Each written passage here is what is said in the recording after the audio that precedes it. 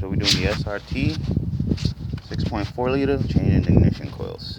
You know, this engine holds 16 spark plugs, 8 on each side. Your cover, just take it, pull up on it, get it out the way. Same thing with the other side. Next, once the covers are out the way, they show you your ignition coils, which is these. They'll have two 10mm bolts holding them. I've already started to take mine out. Same thing on this side. 2 on each. I like to remove my dipstick to prevent breaking it. Alright, dipstick out the way. On the passenger side, I use the longer number 10 to go around the dipstick tube. So longer number 10 here. The rest, I just use the short stubby.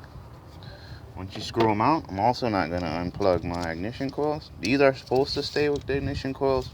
Most of mine fell out. Alright, once you get those loose and you get this plate, put your hand on it, pull it straight up, and flip it over. Just like that. And now your spark plugs are down in these holes. Alright, once you get all the ignition coils up, it's going to look something like that. You can't really get them wrong because you never unplugged them.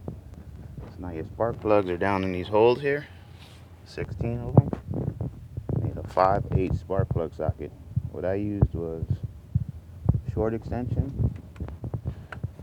I would separate it. Drop these in the hole first. Drop this in your hole first. See, I'll give you a better one. There you go. Put that in. Put my extension. Then I use my 3/8 ratchet and take it out. Then you can use your Milwaukee to get it all the way out. Alright, all 16 plugs out. I'm replacing with Mopar. That's what I took out. Put all your spark plugs in. Tighten them by hand first, and then use your ratchet. Not sure of the torque specs. Once you got all 16 spark plugs back in, just take your ignition coil just like this. Just gonna bend it a little. Line them up with your holes. Slide them back in like that. All the way down. Can't really get them mixed up. Same ignition coil going back in the same cylinders. Do that on both sides and then install the 10mm. Alright, once you get all your 10s back in, it'll look like that. Check all your connections. I like to make sure my wires are straight. Same thing on this side. Then you're going to pop your covers back on. Your covers, these pieces here, line up right here. Same thing with that side. You just line this up